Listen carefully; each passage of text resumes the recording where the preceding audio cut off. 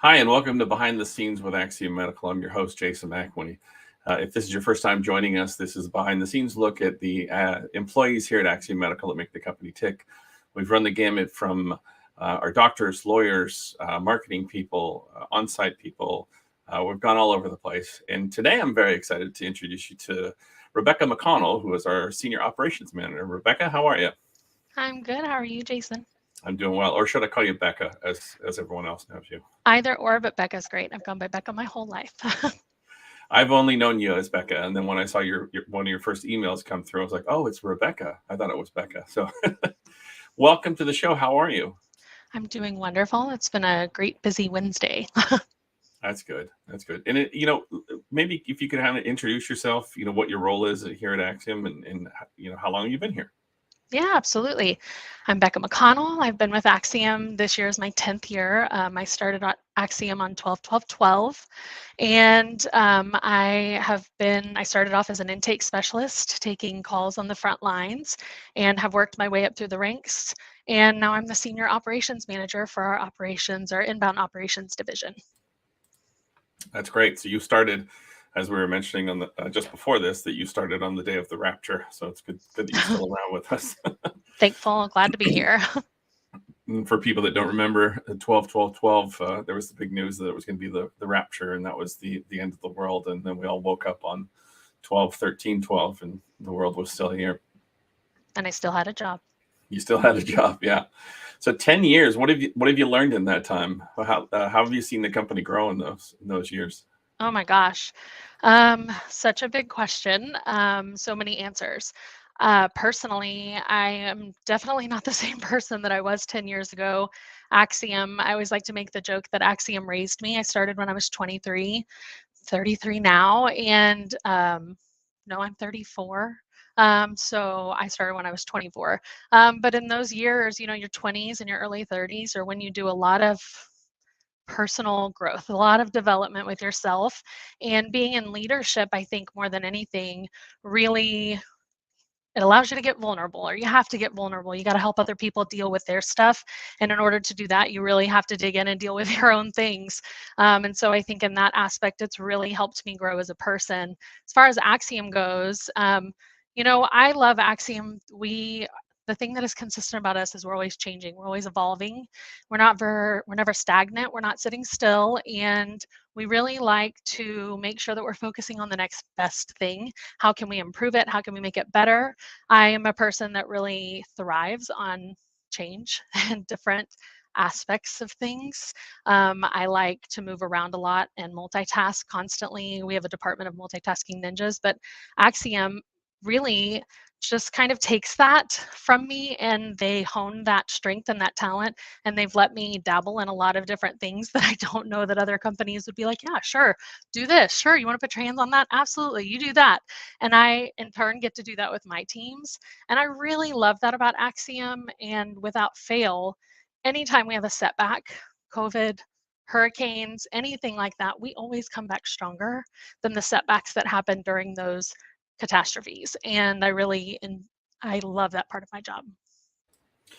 Yeah, so let's talk a little bit about how the business changed in COVID, because operations went from its normal type operations day to day, and then COVID hit, and the proverbial stuff hit the fan, and we had to expand, and then we started doing on-site services. Talk me through what that was like for the people that don't know exist don't know really what operations went through during that time. Absolutely. So I think this is definitely the biggest accomplishment, or the biggest thing I've seen Axiom do in the 10 years that I've been here. I have always been a part of the call center arena. That has always been where I've been, my expertise is in, and it was always dead. We were always dead set on, we cannot do this remote. This is something we have to do in office. Within 3 days, we had everybody set up at home to do their job at home. And what we found is that we do it 3 to 4 times as fast and better than we did it whenever we were in office. Though we miss each other, we were a very social department. We definitely miss seeing each other's faces. I miss getting to meet with people in person like you would not believe. But the productivity that we have accomplished, and really our job being in the computer anyway, because we're always in Teams or Fuse or email in the contact center, whatever it might be, this just really has made us grow to such a level that I could have never dreamed. This department was 4 people whenever I first started, and now we're at 75. We were up to 140 at one point this year. So it's definitely been a trying 2.5 years, but we've done really well, I think, with it. Yeah, I think a lot of people don't necessarily think about what operations did during that time when we all went from working in the office to working at home, and how IT helped with that, and how it was sort of seamless in how we were operating. So thank you for all of that. And I know you grew a lot, you've shrunk a bit, but you're still kind of Jordan, who I'm going to be interviewing in a month or so. Jordan Wheeler, I know he's the chief operating officer, and he's been working here for a while. So I get some stories from him, but I don't necessarily get to see all of your faces anymore because we're all working from home, and we would run into each other. For the people that don't know, we had a relatively small office in the Woodlands. In the atmosphere was kind of like I hate to say family-like, but neighborhood-like, in that we saw everyone. So working from home has had its frustrations, but I think companies finally figured out that if someone's within 100 feet of their computer, they're going to be more productive than they would be in an office setting. So that's great. I get so much done. Personally and professionally, I get so much done with this working environment for sure. Yeah, I know it was one of those things that when we were in the office, there was conversations like, do we send people home? Do we send people home? Do we send people home? And then finally we got sent home, and the company has just grown, shrunk, grown, shrunk. We've done a lot. So, where in the world are you exactly? I am a little bit north of our home office in the Woodlands, so just north Houston. And for people that aren't aware, this weekend is going to be unbearably hot in the hundreds with 100% humidity, and so it's not going to be good. No, it is not. It is going to be terribly hot. My husband works outdoors, and I feel very sorry for him. Oh, poor guy. Speaking of outdoors, you were talking to me earlier about, and this is leading into what your husband likes. Your husband's favorite pie is pumpkin pie, and Yes. I understand that you were unable to source the materials that you needed, so you've grown your own materials. You want to talk to us about pumpkin pie and something sugar pumpkin? I'd never heard of that before. Yes, absolutely. So this year I decided for the first time ever that I was going to plant a vegetable garden. And for any family that knows me, I used to be the kid that was like, no way I'm having grass. I will for sure have AstroTurf when I grow up. I will not deal with it. I don't want to be outside. I don't want to deal with the dirt. And I have my own big garden now, and I'm growing my sugar pie pumpkins, which are thriving, and they're growing so fast. I didn't realize they'd take over the yard, kind of like um, the Venus flytrap on Little Shop of Horrors. There's a new foot of vine every single day.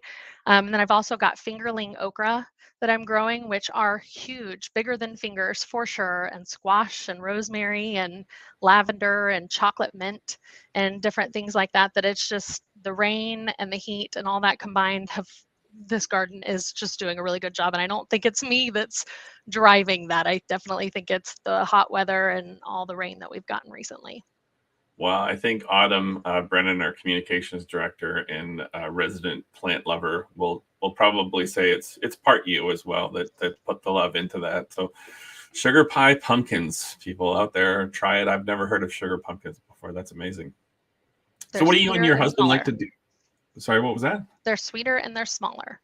Nice. So, what do you and your husband like to do outside of working a lot and growing giant or many pumpkins?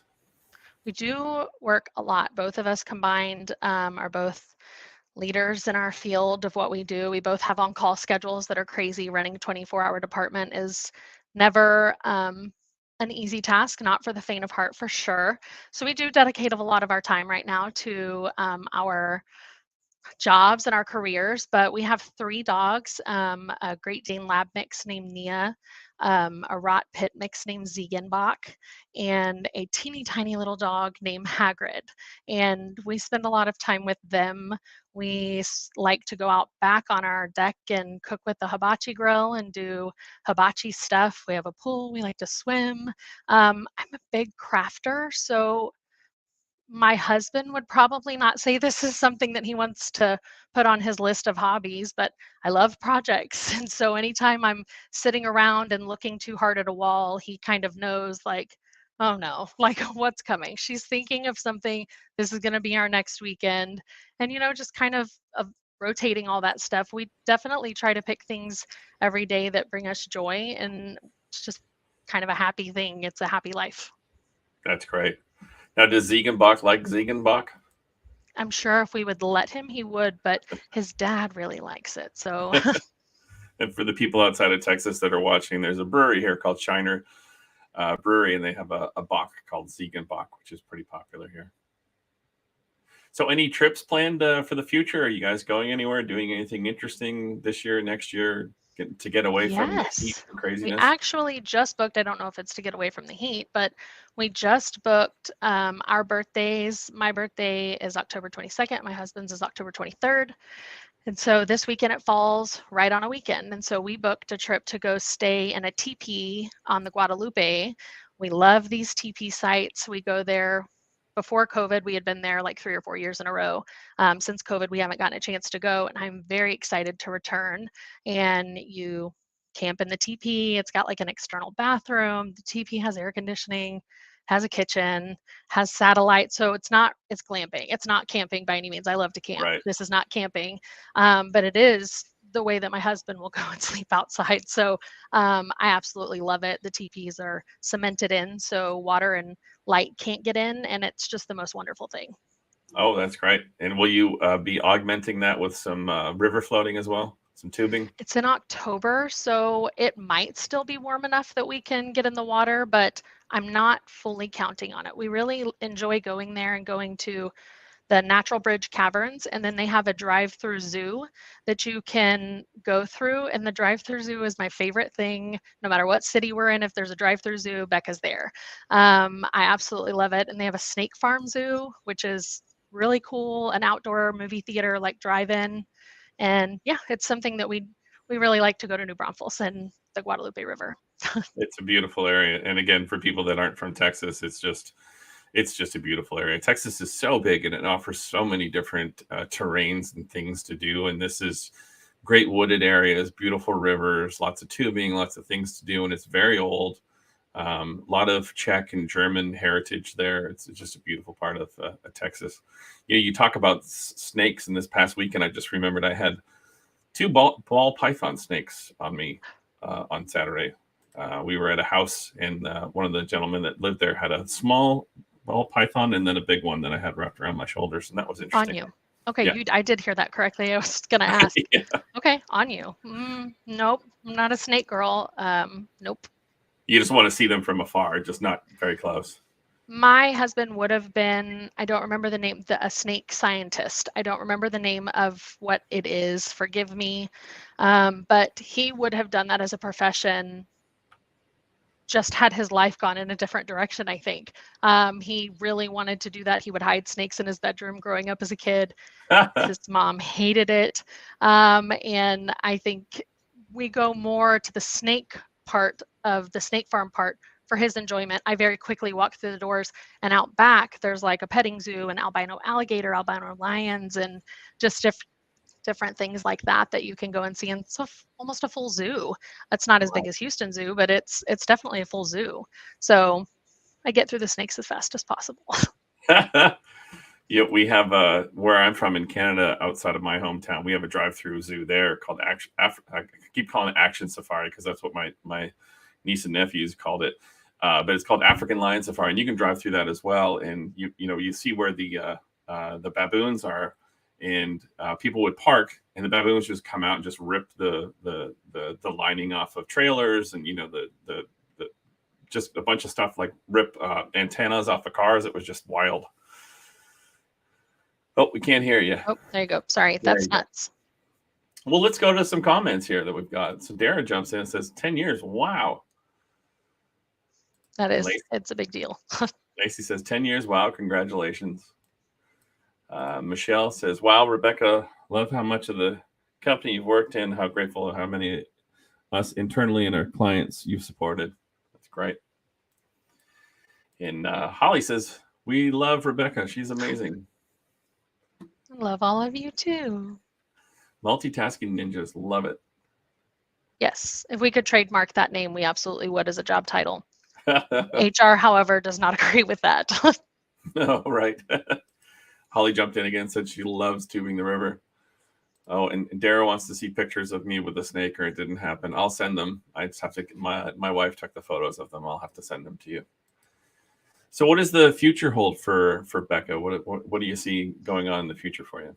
Ooh, immediate future, we are having our first in-person meeting in a week, less than a week, starting Monday. And I haven't seen anyone in person with the exception of Laura Zeller once in the office and Micheline King in the office one time. So 2.5 years to see everybody. We will all be together at the home office, get to have dinner together, hug each other, like whatever. I mean, it's so surreal that we're going to be able to do this. So that's immediate future. For future, things are constantly changing over here. We've got lots of new, exciting things. The central services department that was formerly, when I started, intake specialist, then it was intake administrative specialist, and then it was central administration, then it was central services. We are officially and hopefully forevermore going to be the case coordination department, and we are making that change now. That's happening as we speak, and just lots of good stuff that's happening. We're going to be growing in new ways, and it's just fun to see where we are after 10 years. We still function like a startup. Like it's never, we just want to keep doing better. So I love that.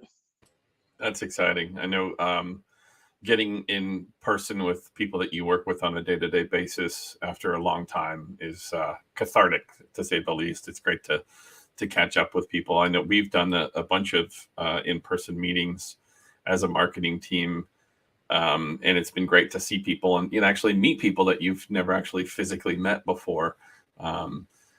But us as a marketing team, we've been, we went to a trade show last month. We've got a trade show in New Orleans on Saturday or Sunday, starting Sunday at the Boucherm trade show. So we're getting out to see people as well, and it's been nice. It's been nice seeing people. It is nice, especially coming from an environment where we were so very much together and doing things as a team and in person. I'm excited for it. Well, it's good to see your face again. I haven't seen you in quite some time. We see Too. each other on Zoom calls here or Teams calls here and there, but it's good to see you and talk to you. Any parting words of wisdom, anything you want to say to anyone out there? I don't think so. I'm really glad to be here with Axiom. If anybody needs me, you know where to find me. Well, Christy Howard chimed in from Rome, said, so happy to hear Rebecca. So, hey, Christy, hope you're enjoying Italy. We'll see you when you get back. Oh, Autumn chimed in. Axiom medical nurses are the best, and there's nothing like hugging your coworkers after being locked down and working remote. Best wishes, Rebecca. Thank you. Well, thanks again for joining us. I really appreciate you taking some time to stop and talk with me. Thanks for having me. Yeah, and we'll see you next time, everyone.